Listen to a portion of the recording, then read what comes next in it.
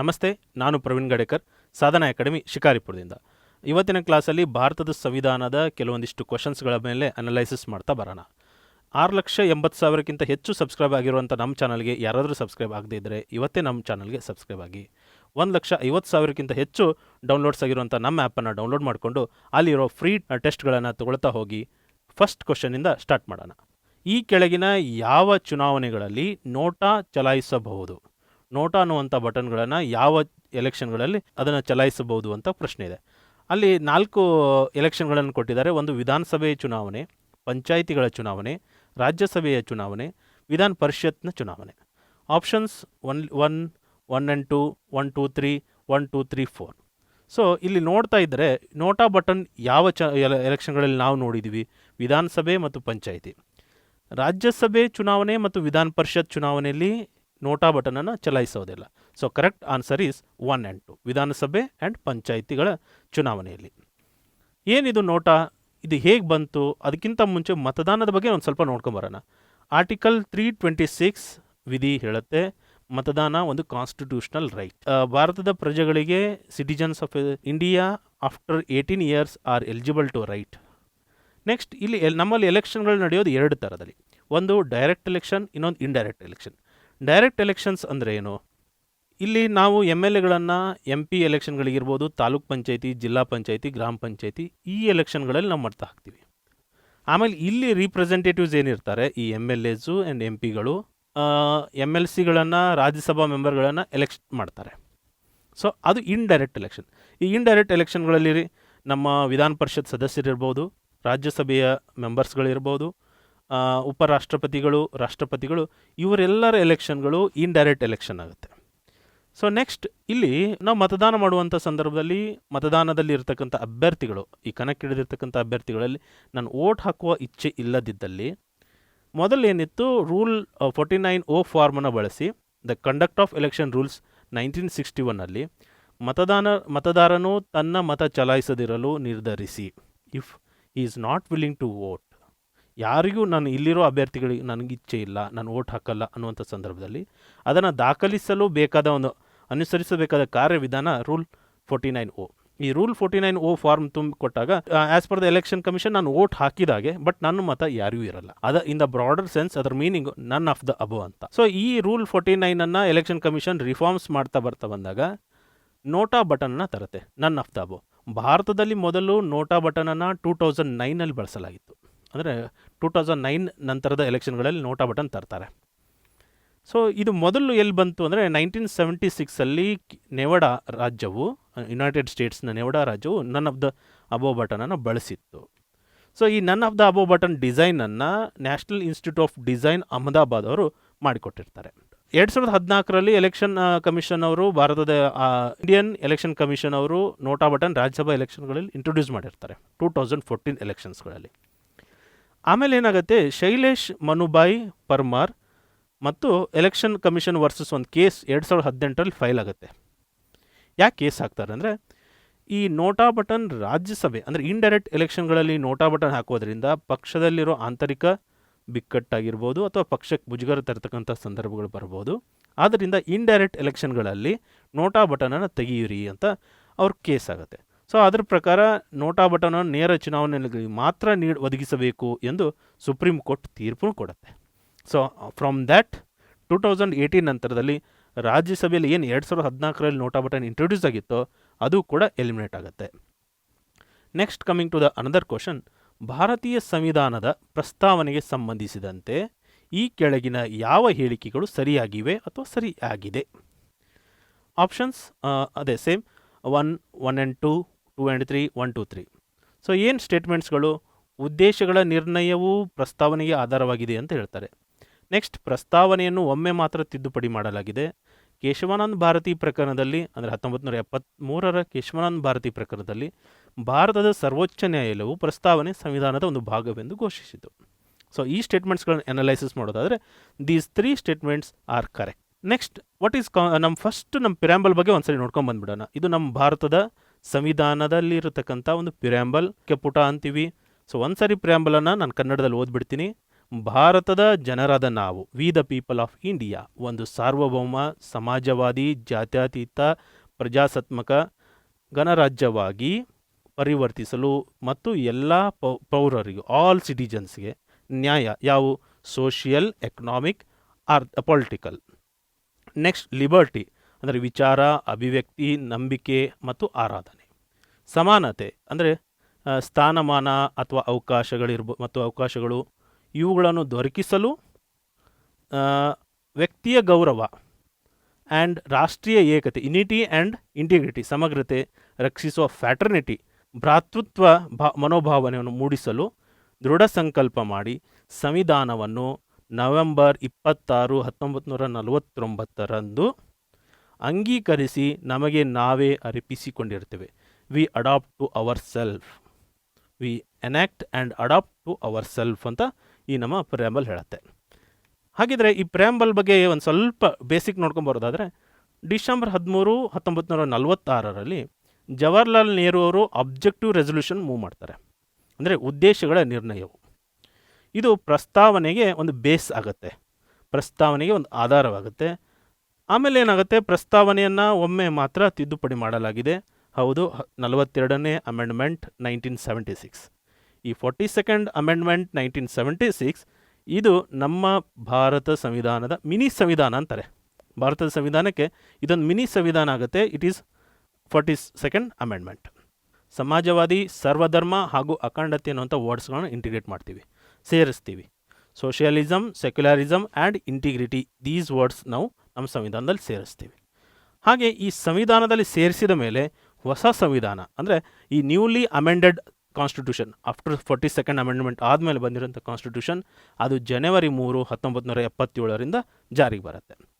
Next ಪ್ರಸ್ತಾವನೆ, ಒಂದು ಪ್ರಶ್ನೆ ಬರುತ್ತೆ, ಪ್ರಸ್ತಾವನೆ ಭಾರತದ ಸಂವಿಧಾನದ ಭಾಗವೇ? Is it a part of constitution or ಇದು ಕಾನ್ಸ್ಟಿಟ್ಯೂಷನಿಂದ ಹೊರಗಡೆ ಇದೆಯಾ ಅನ್ನೋದಾದರೆ, ಇಲ್ಲಿ ಒಂದಿಷ್ಟು 3 ಪ್ರಕರಣಗಳ ಬಗ್ಗೆ ನೋಡ್ಕೊಂಬರೋಣ. 1960 ಬೇರುಬಾಯಿ ಪ್ರಕರಣ. ಈ ಬೇರುಬಾಯಿ ಪ್ರಕರಣದಲ್ಲಿ ಸುಪ್ರೀಂ ಕೋರ್ಟ್ ಹೇಳುತ್ತೆ preamble is out of the constitution, ಅಂದರೆ ಪ್ರಿಯಾಂಬಲ್ ಅಥವಾ ನಮ್ಮ ಪ್ರಸ್ತಾವನೆ ಸಂವಿಧಾನದ ಒಂದು ಭಾಗವಲ್ಲ ಅಂತ ಬೇರುಬಾಯಿ ಪ್ರಕರಣದಲ್ಲಿ ಗೊತ್ತಾಗುತ್ತೆ. ನೆಕ್ಸ್ಟ್ ಇನ್ 1973 ಕೇಶವಾನಂದ ಭಾರತಿ ಪ್ರಕರಣ. ಕೇಶವಾನಂದ ಭಾರತಿ ಪ್ರಕರಣ ಅಂದರೆ ಏನು? It is fundamental rights versus directive principles of state policy. ಇಲ್ಲೂ ಕೂಡ ಈ ಪ್ರಕರಣದಲ್ಲಿ ಸುಪ್ರೀಂ ಕೋರ್ಟ್ ಹೇಳುತ್ತೆ ಬೇರುಬಾಯಿ ಪ್ರಕರಣದಲ್ಲಿ ಕೊಟ್ಟಿರ್ತಕ್ಕಂಥ ತನ್ನ ತೀರ್ಪು ಏನಿತ್ತು, ಪ್ರಸ್ತಾವನೆ ಸಂವಿಧಾನದ ಭಾಗವಲ್ಲ ಅನ್ನೋದನ್ನು ಅಳಿಸಿ ಹಾಕಿ ಪ್ರಸ್ತಾವನೆ ಸಂವಿಧಾನದ ಒಂದು ಭಾಗ ಎಂದು ಹೇಳುತ್ತೆ. Next in the 1995 LIC of India versus ಗ್ರಾಹಕ ಶಿಕ್ಷಣ ಮತ್ತು ಸಂಶೋಧನಾ ಕೇಂದ್ರ ಪ್ರಕರಣದಲ್ಲಿ ಸಂವಿಧಾನದ ಈ ಪ್ರಸ್ತಾವನೆ ಇದೆಯಲ್ಲ, ಸಂವಿಧಾನದ ಒಂದು ಅವಿಭಾಜ್ಯ ಅಂಗ ಅಂತ ತೀರ್ಪು ಕೊಡುತ್ತೆ. So it is clear that ಪ್ರಸ್ತಾವನೆ ಭಾರತ ಸಂವಿಧಾನದ ಒಂದು ಭಾಗ. Next coming to the another question, ರಾಜನೀತಿ ನಿರ್ದೇಶಕ ತತ್ವಗಳಿಗೆ ಸಂಬಂಧಿಸಿದಂತೆ ಡೈರೆಕ್ಟಿವ್ ಪ್ರಿನ್ಸಿಪಲ್ಸ್ ಆಫ್ ಸ್ಟೇಟ್ ಪಾಲಿಸಿಗೆ ಸಂಬಂಧಪಟ್ಟಂತೆ ಈ ಕೆಳಗಿನ ಯಾವ ಹೇಳಿಕೆಗಳು ಸರಿಯಾಗಿದೆ ಅಥವಾ ಸರಿಯಾಗಿವೆ? ಸ್ಟೇಟ್ಮೆಂಟ್ಸ್ ಈ ರೀತಿ ಇದೆ. ಭಾರತೀಯ ಸಂವಿಧಾನದ ಭಾಗ 14ರ ಅಡಿಯಲ್ಲಿ 36ನೇಯಿಂದ 51ನೇ ಆರ್ಟಿಕಲ್ಸ್ವರೆಗೂ DPSP ಬರುತ್ತೆ. ಈ DPSPಯಲ್ಲಿ ಅಂತಾರಾಷ್ಟ್ರೀಯ ಶಾಂತಿ ಅಂದರೆ ಇಂಟರ್ನ್ಯಾಷನಲ್ ಪೀಸ್ ಬಗ್ಗೆ ಪ್ರಸ್ತಾಪ ಮಾಡಲಾಗಿದೆ. ಐತಿಹಾಸಿಕ ಸ್ಮಾರಕಗಳು, ಸ್ಥಳಗಳು, ಕಲಾತ್ಮಕ ವಸ್ತುಗಳನ್ನು ರಕ್ಷಿಸುವುದು ಒಂದು ಅಂಶ ಇಲ್ಲಿದೆ. ಸೊ ಇಲ್ಲಿ ಕೊಟ್ಟಿರ್ತಕ್ಕಂಥ options 1 only, 1 and 2 only, 2 and 3, 1, 2, 3. So right answer is 1, 2, 3. ಏನಿದು ಈ ನಮ್ಮ ಸಂವಿಧಾನದ ಭಾಗ 4ನೇ ಭಾಗದಲ್ಲಿ 4ನೇ ಭಾಗದಲ್ಲಿ ಆರ್ಟಿಕಲ್ 36ಇಂದ 51 ಒಳಗಡೆ ಬರುವಂಥದ್ದೆಲ್ಲವೂ DPSPಗೆ ಸಂಬಂಧಪಟ್ಟತೆ. ಈ DPSPಯಲ್ಲಿ ಅಂತಾರಾಷ್ಟ್ರೀಯ ಶಾಂತಿ ಅಂದರೆ ಇಂಟರ್ನ್ಯಾಷನಲ್ ಪೀಸ್ 51 ಆರ್ಟಿಕಲ್ ಹೇಳುತ್ತೆ. ಆ್ಯಂಡ್ ಈ ಮಾನ್ಯುಮೆಂಟ್ಸ್ಗಳ, ಸ್ಥಳಗಳ, ಕಲಾತ್ಮಕ ವಸ್ತುಗಳನ್ನು ರಕ್ಷಿಸುವುದು ಆರ್ಟಿಕಲ್ 49ನಲ್ಲಿ ನಮಗೆ ಈ DPSPಯಲ್ಲಿ ಬರುತ್ತೆ. DPSP ಬಗ್ಗೆ ಒಂದು ಸ್ವಲ್ಪ ಕ್ವಿಕ್ಕಾಗಿ ನೋಡ್ಕೊಂಬರೋದಾದರೆ, DPSPಯು ಸಂವಿಧಾನದ ಭಾಗ 4ರ ಅಡಿಯಲ್ಲಿ 36ನೇ ಆರ್ಟಿಕಲಿಂದ 51ನೇ ಆರ್ಟಿಕಲ್ವರೆಗೂ ಬರುತ್ತೆ. ಇದರ ವಿಧಿಗಳು ಆರ್ಟಿಕಲ್ 36ಇಂದ 51. ನೆಕ್ಸ್ಟ್ ಐರ್ಲ್ಯಾಂಡ್ ಅಥವಾ ಐರಿಷ್ ದೇಶದಿಂದ ಇದನ್ನು ಎರವಲು ಪಡೆಯಲಾಗಿದೆ. ಈ DPSP ಕಾನ್ಸೆಪ್ಟನ್ನು we are borrowed from Ireland. Next ಇವು ನ್ಯಾಯರಕ್ಷಿತವಾದವುಗಳಲ್ಲದಿದ್ದರೂ ದೇಶದ ಆಡಳಿತಕ್ಕೆ ಮೂಲಭೂತ ನಿಯಮಗಳಾಗಿವೆ. ಈ ಆರ್ಟಿಕಲ್ 37 ಹೇಳುತ್ತೆ ಇವು ನ್ಯಾಯ ರಕ್ಷಿತವಾದವುಗಳಲ್ಲ ಅಲ್ಲ ಅಂತಂದರೆ ಇದರ ಅರ್ಥ DPSP ಬಗ್ಗೆ ನಾವು ಜುಡಿಷರಿ ಕ್ವಶನ್ ಮಾಡುವಂಗಿಲ್ಲ. We can't go for court regarding DPSPs. And ಇವು ಮೂಲಭೂತ ನಿಯಮಗಳು, ಅಂದರೆ these indicates the basic structure. ಈಗ ಯಾವ ರೀತಿ ಮಾರ್ಗಸೂಚಿ, ಒಂದು standard of operation, standard of procedure ಅಂತ ಏನಿರುತ್ತೆ, SOP ಅಂತ ಅಂತೀವಲ್ಲ, ಈ ನಮ್ಮ ಸರ್ಕಾರ ಯಾವ ರೀತಿ ರಚನೆ ನಡಿಬೇಕು, standard of operations, standard of procedure ನಮ್ಮ ಸರ್ಕಾರದನ್ನು ಈ ಮೂಲಭೂತ ನಿಯಮಗಳಾಗಿ ಈ DPSPಗಳು ನಮ್ಮ ಸರ್ಕಾರಕ್ಕೆ ಆಡಳಿತಾತ್ಮಕ ಸಜೆಷನ್ಗಳನ್ನು ಕೊಡುತ್ತೆ.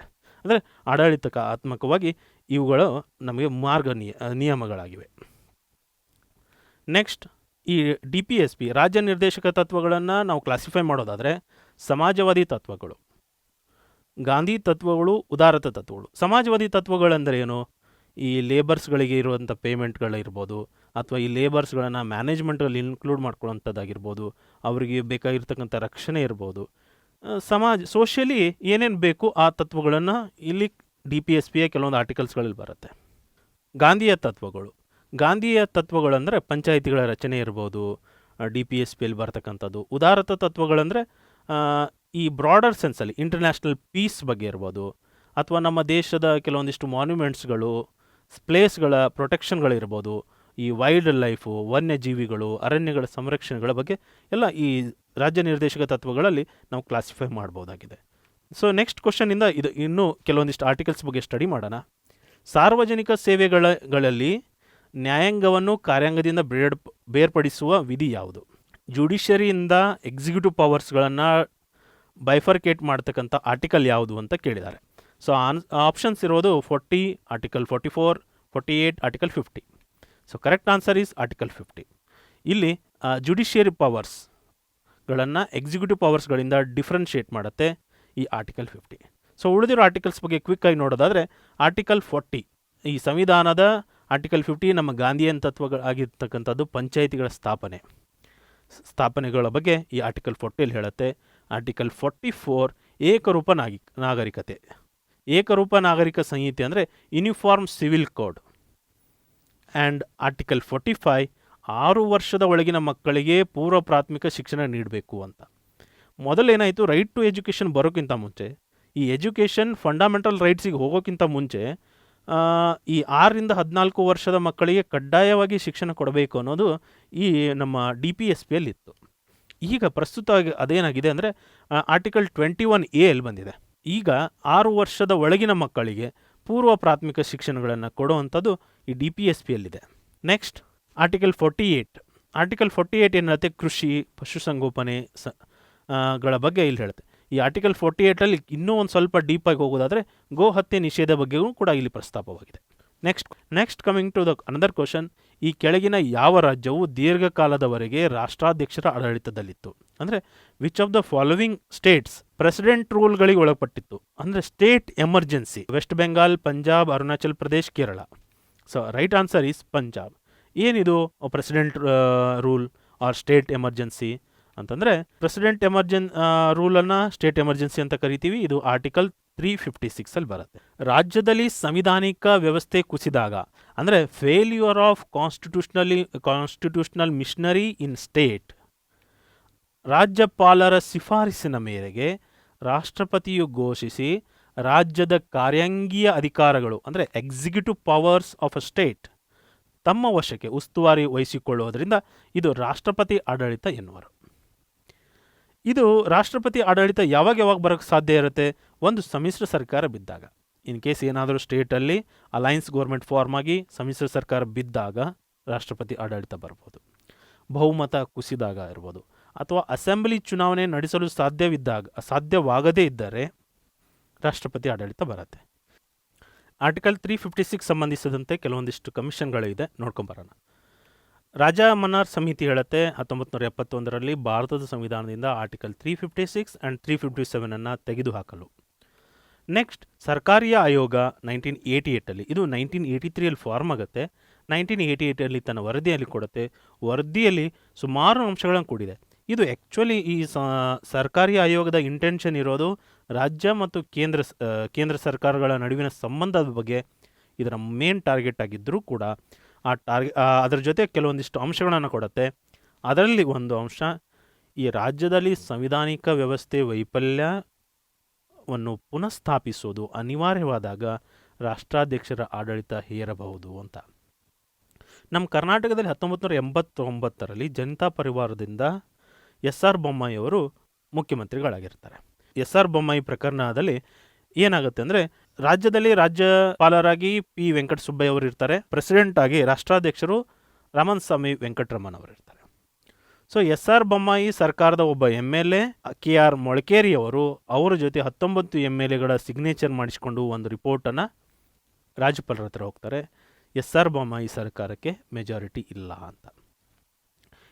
ಈ ರಿಪೋರ್ಟ್ ಬಂದ ಮೇಲೆ ರಾಜ್ಯಪಾಲರು ಏನು ಮಾಡ್ತಾರೆ, ಪಿ ವೆಂಕಟಸುಬ್ಬಯ್ಯ ಅವರು ಪ್ರೆಸಿಡೆಂಟ್ಗೆ ರೆಕಮೆಂಡ್ ಮಾಡ್ತಾರೆ, ಪ್ರೆಸಿಡೆಂಟ್ ರೂಲ್ ತರಬೇಕು ಕರ್ನಾಟಕದಲ್ಲಿ ಅಂತ. ಈ ವಿಷಯ ಗೊತ್ತಾಗ್ತಿದ್ದಂಗೆ ಎಸ್.ಆರ್. ಬೊಮ್ಮಾಯಿ ಅವರು ರಾಜ್ಯಪಾಲರಿಗೆ ಒಂದು ರಿಕ್ವೆಸ್ಟ್ ಮಾಡ್ಕೋತಾರೆ, ಬಹುಮತ ಸಾಬೀತುಪಡಿಸಲು ಅವಕಾಶ ಮಾಡಿಕೊಡಿ ಅಂತ. ಆದರೆ ಅವರು ನಿರಾಕರಿಸಿರ್ತಾರೆ, because he already recommended president rule in Karnataka.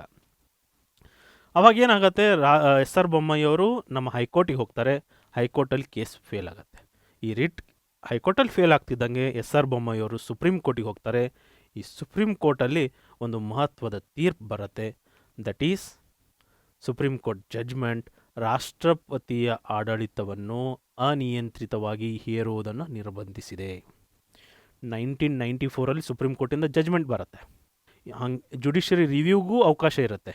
So but ಅಲ್ಲಿಗೆ ಅಷ್ಟರಲ್ಲಿಗೆ ಈ ಎಸ್.ಆರ್. ಬೊಮ್ಮಾಯಿ ಅವರ ಸರ್ಕಾರ ಬಿದ್ದೋಗಿ ಮತ್ತೊಂದು ಗೌರ್ಮೆಂಟ್ ಬಂದಿರುತ್ತೆ. ರಾಷ್ಟ್ರಪತಿಗಳು ಗವರ್ನರ ರಿಪೋರ್ಟನ್ನು ತೊಗೋಬೋದು ಅಥವಾ ಅವ್ರ ಸ್ವಂತ ವಿವೇಚನೆಗೂ ಬಿಟ್ಟಿರ್ತಕ್ಕಂಥದ್ದು. ಈಗ ಮೊನ್ನೆ ರಾಜಸ್ಥಾನದಲ್ಲಿ ಸರ್ಕಾರ ಕುಸಿದಿದೆ ಅಂತಕ್ಕಂಥದ್ದು ಬಗ್ಗೆ ನಾವು ನ್ಯೂಸಲ್ಲಿ ನೋಡಿದ್ವಿ. ಇಮಿಡಿಯೇಟಾಗಿ ಪ್ರೆಸಿಡೆಂಟ್ ರೂಲ್ ಬರಲಿಲ್ಲ. ಯಾಕೆ ಅಂದರೆ it should be under judiciary ರಿವ್ಯೂಗಳಿಗೆ ಬರಬೇಕಾಗುತ್ತೆ. ಸೊ ನೆಕ್ಸ್ಟ್, ರಾಷ್ಟ್ರಾಧ್ಯಕ್ಷರ ಆಡಳಿತ ನಮ್ಮ ಕರ್ನಾಟಕದಲ್ಲಿ 6 ಟೈಮ್ಸ್ ಆಗಿದೆ. ಅದೇ ರೀತಿ ಅತಿ ಗರಿಷ್ಠ ಸಮಯ ಅಂದರೆ ಮ್ಯಾಕ್ಸಿಮಮ್ ಟೈಮ್ಸ್ ಅಂದರೆ ಮಣಿಪುರ 10 ಟೈಮ್ಸ್. ನೆಕ್ಸ್ಟ್ ಬರೋದೇ ಉತ್ತರ ಪ್ರದೇಶ 9 ಟೈಮ್ಸು. ಆ್ಯಂಡ್ ಗರಿಷ್ಠ ದಿನಗಳು ಅಂತ ಕನ್ಸಿಡರ್ ಮಾಡೋದಾದರೆ 3510 ದಿನಗಳು ಪಂಜಾಬ್ನಲ್ಲಿ. ರಾಷ್ಟ್ರಪತಿ ಆಡಳಿತ ಇದುವರೆಗೂ ಘೋಷಣೆಯಾಗದ ರಾಜ್ಯಗಳು ಯಾವುವು ಅಂತಂದರೆ ಒಂದು ಛತ್ತೀಸ್ಗಢ, ಇನ್ನೊಂದು ತೆಲಂಗಾಣ. ಇದು ರಾಷ್ಟ್ರಪತಿ ಆಡಳಿತದ ಬಗ್ಗೆ ಗೊತ್ತಿರಬೇಕಾದಂಥ ಒಂದು ಮಾಹಿತಿ. ಭಾರತದಲ್ಲಿ ಚುನಾವಣೆಗಳಿಗೆ ಸಂಬಂಧಿಸಿದಂತೆ ಪರಿಶಿಷ್ಟ ಜಾತಿ ಪರಿಶಿಷ್ಟ ಪಂಗಡಗಳಿಗೆ ಯಾವ ಕ್ಷೇತ್ರವನ್ನು ಕಾಯ್ದಿರಿಸಬೇಕು ಎಂಬುದನ್ನು ಯಾರು ನಿರ್ಧರಿಸುತ್ತಾರೆ? ಹೂ ಡಿಸೈಡ್ಸ್? ಈ ಶೆಡ್ಯೂಲ್ ಕಾಸ್ಟ್ ಶೆಡ್ಯೂಲ್ ಟ್ರೈಬ್ಸ್ಗಳಿಗೆ ರಿಸರ್ವೇಷನ್ ಕೊಡಬೇಕು ಅನ್ನೋದನ್ನು ಯಾರು ಡಿಸೈಡ್ ಮಾಡ್ತಾರೆ ಅಂದರೆ ಕೇಂದ್ರ ಚುನಾವಣಾ ಆಯೋಗನ, ಸಂಸತ್ತ, ರಾಜ್ಯ ಚುನಾವಣೆ ಆಯೋಗನ ಅಥವಾ ಡಿಲಿಮಿಟೇಷನ್ ಆಯೋಗ? ಆನ್ಸರ್ ಈಸ್ ಡಿಲಿಮಿಟೇಷನ್ ಆಯೋಗ. ಡಿಲಿಮಿಟೇಷನ್ ಆಯೋಗ ಅಂತಂದ್ರೂ ಒಂದೇ, ಕ್ಷೇತ್ರ ಪುನರ್ವಿಂಗಡನಾ ಆಯೋಗ ಅಂತಂದ್ರೂ ಒಂದೇ. ಸೊ ಈ ಡಿಲಿಮಿಟೇಷನ್ ಆಯೋಗ ಅಂದರೆ ಏನು ಅನ್ನೋದನ್ನು ಸ್ವಲ್ಪ ಕ್ವಿಕ್ಕಾಗಿ ನೋಡ್ಕೊಂಬರೋದಾದರೆ, ವಾಟ್ ಈಸ್ ಡಿಲಿಮಿಟೇಷನ್? ಡಿಲಿಮಿಟೇಷನ್ ಅಂದರೆ ಜನಸಂಖ್ಯೆಯಲ್ಲಿನ ಬದಲಾವಣೆಗಳನ್ನು ಪ್ರತಿನಿಧಿಸಲು ಒಂದು ದೇಶದಲ್ಲಿ ಪ್ರಾದೇಶಿಕ ಕ್ಷೇತ್ರಗಳ ಮಿತಿಯನ್ನು ಅಥವಾ ಗಡಿಗಳನ್ನು, ಅವುಗಳ ಬೌಂಡ್ರಿಗಳನ್ನು ನಿಗದಿಪಡಿಸುವಂಥ ಒಂದು ಪ್ರಕ್ರಿಯೆ. ಈ ಪ್ರೊಸೆಸಲ್ಲಿ ಏನು ಮಾಡ್ತೀವಿ, we are defining the boundaries of the constituencies. ಇದರ ಕಾರ್ಯಗಳು ಏನು, ಫಂಕ್ಷನ್ಸ್ ಏನು ಅಂತಂದರೆ, ಎಲ್ಲ ಕ್ಷೇತ್ರಗಳು ಎಲ್ಲ ಕ್ಷೇತ್ರಗಳಲ್ಲಿ ಜನಸಂಖ್ಯೆಯನ್ನು ಬಹುತೇಕ ಸಮಾನವಾಗಿಸಲು ಕ್ಷೇತ್ರಗಳ ಸಂಖ್ಯೆ ಮತ್ತು ಗಡಿಗಳನ್ನು ನಿರ್ಧರಿಸುವುದು. ಅಂದರೆ ಇಲ್ಲಿ ಪಾಪ್ಯುಲೇಷನ್ ಬೇಸ್ಡ್ ಆಗಿ ನಾವು ಕಾನ್ಸ್ಟಿಟ್ಯೂಯೆನ್ಸಿಯನ್ನು ಡಿವೈಡ್ ಮಾಡಬೇಕು ಅಂತ. ಸೊ ಪರಿಶಿಷ್ಟ ಜಾತಿ ಪರಿಶಿಷ್ಟ ಪಂಗಡಗಳಿಗೆ ಮೀಸಲಾಗಿರೋ ಸ್ಥಳಗಳನ್ನು ಗುರುತಿಸೋದು. ಈ ರೀತಿ ಈ ಐದರ್ ಬೌಂಡ್ರಿಗಳನ್ನು ಆ್ಯಂಡ್ ಅವುಗಳ ಈ ಶೆಡ್ಯೂಲ್ ಕಾಸ್ಟ್ ಆ್ಯಂಡ್ ಶೆಡ್ಯೂಲ್ ಟ್ರೈಬ್ಸ್ಗಳ ಜನರ ಒಂದು ಜನಸಂಖ್ಯೆ ಪಾಪ್ಯುಲೇಷನ್ ಬೇಸಿಸ್ ಮೇಲೆ ಆ ಕ್ಷೇತ್ರಗಳನ್ನು ರಿಸರ್ವ್ ಮಾಡುವಂಥದ್ದು ಈ ಡಿಲಿಮಿಟೇಷನ್ ಕಮಿಷನ್ನ ಒಂದು ಮೇನ್ ಫಂಕ್ಷನ್ ಆಗಿರುತ್ತೆ. ಈ ಪ್ರೆಸೆಂಟ್ ಭಾರತದಲ್ಲಿ ಇರತಕ್ಕಂಥ ಪಾರ್ಲಿಮೆಂಟ್ರಿ ಕಾನ್ಸ್ಟಿಟ್ಯೂಯೆನ್ಸಿಗಳನ್ನು ನೋಡೋದಾದರೆ, ಇಲ್ಲಿ ಏನು ಈ ಗ್ರೀನ್ ಕಲರಲ್ಲಿ ಕಾಣ್ತಾ ಇದೆ ಅದು ST ರಿಸರ್ವ್ಡ್ ಕಾನ್ಸ್ಟಿಟ್ಯೂಯೆನ್ಸೀಸ್. ಆಮೇಲೆ ಲೈಟ್ ಬ್ಲೂ ಕಲರಲ್ಲಿ ಕಾಣ್ತಾ ಇರೋದು SC ರಿಸರ್ವ್ಡ್, ಉಳಿದಿರೋದೆಲ್ಲವೂ ಜನರಲಲ್ಲಿ ಬರುತ್ತಕ್ಕಂಥದ್ದು. ಈ ಡಿಲಿಮಿಟೇಷನ್ ಕಮಿಷನ್ಗೆ ಕೆಲವೊಂದು ಆರ್ಟಿಕಲ್ಸ್ಗಳಿದೆ. ಅಂದರೆ ಆರ್ಟಿಕಲ್ 82 ಪ್ರತಿ ಜನಗಣತಿಯ ನಂತರ ಸಂಸತ್ತು ಡಿಲಿಮಿಟೇಷನ್ ಕಾಯ್ದೆ ಡಿಲಿಮಿಟೇಷನ್ ಆ್ಯಕ್ಟ್ ಜಾರಿಗೆ ತರುತ್ತದೆ. ಆರ್ಟಿಕಲ್ 170ಯ ಪ್ರಕಾರ ಪ್ರತಿ ಜನಗಣತಿಯ ನಂತರ ಡಿಲಿಮಿಟೇಷನ್ ಕಾಯ್ದೆ ರಾಜ್ಯಗಳನ್ನು ಪ್ರಾದೇಶಿಕ ಕ್ಷೇತ್ರಗಳಾಗಿ ವಿಂಗಡಿಸಲಾಗುತ್ತದೆ. ಮೊದಲ ಡಿಲಿಮಿಟೇಷನ್ ಆಯೋಗ ರಾಷ್ಟ್ರಪತಿಗಳ ಚುನಾವಣಾ ಆಯೋಗದ ಸಹಾಯದಿಂದ, ಅಂದರೆ ನಮ್ಮ ಕೇಂದ್ರ ಚುನಾವಣಾ ಆಯೋಗದ ಸಹಾಯದಿಂದ ರಾಷ್ಟ್ರಪತಿಗಳು ಫಸ್ಟ್ ಡಿಲಿಮಿಟೇಷನ್ ಕಮಿಷನನ್ನು 1951ರಲ್ಲಿ ನಡೆಸಿದರು. ಇದು it comes under the act delimitation commission act 1952. So ಕ್ಷೇತ್ರಗಳ ಪ್ರಸ್ತುತ ವಿಸ್ತರಣೆಯು ಅಂದರೆ ಈ ಪ್ರೆಸೆಂಟ್ ಕಾನ್ಸ್ಟಿಟ್ಯೂಯೆನ್ಸಿಗಳ ಡಿಸ್ಟ್ರಿಬ್ಯೂಷನ್ ಆಗಿರ್ತಕ್ಕಂಥದ್ದು 2001ರ ಜನಗಣತಿಯ ಪ್ರಕಾರ ಜನಗಣತಿಯ ಅಂಕಿಅಂಶಗಳನ್ನು ಆಧಾರ ಮೇಲೆ ಇಟ್ಕೊಂಡು ಕ್ಷೇತ್ರಗಳ ವಿಂಗಡಣೆ ಮಾಡಲಾಗಿದೆ. ಈ ಡಿಲಿಮಿಟೇಷನ್ ಆ್ಯಕ್ಟ್ 2002ದ ಕಮಿಷನ್ನ ಪ್ರೆಸಿಡೆಂಟ್ ಕುಲದೀಪ್ ಸಿಂಗ್ ಅವರಿರ್ತಾರೆ. ಸೊ ನೆಕ್ಸ್ಟ್ ನಮಗೀಗ ಡಿಲಿಮಿಟೇಷನ್ ಕಮಿಷನ್ ಪ್ರಕಾರ ನಮಗೆ ಯಾವಾಗ ಚೇಂಜ್ ಆಗುತ್ತೆ ಅಂತ ಅನ್ನೋದಾದರೆ ಆಫ್ಟರ್ 25 ಅಂದರೆ 2026ರ ನಂತರದ ಜನಗಣತಿ ಆರ್ 2026ರ ನಂತರ ಫಸ್ಟ್ ಬರುವಂಥ ಸೆನ್ಸಸ್ ಆಧಾರದ ಮೇಲೆ ಡಿಲಿಮಿಟೇಷನ್ ಕಮಿಷನ್ ಮತ್ತೆ ರೆಡಿ ಆಗುತ್ತೆ ಅಂತ. ಸೊ ಇದಾಗಿತ್ತು ಕಾನ್ಸ್ಟಿಟ್ಯೂಷನ್ ಬೇಸ್ ಕೆಲವೊಂದಿಷ್ಟು ಪ್ರಶ್ನೆಗಳನ್ನು ತೊಗೊಂಡು ಅನಲೈಸ್ ಮಾಡೋದು. Thank you friends.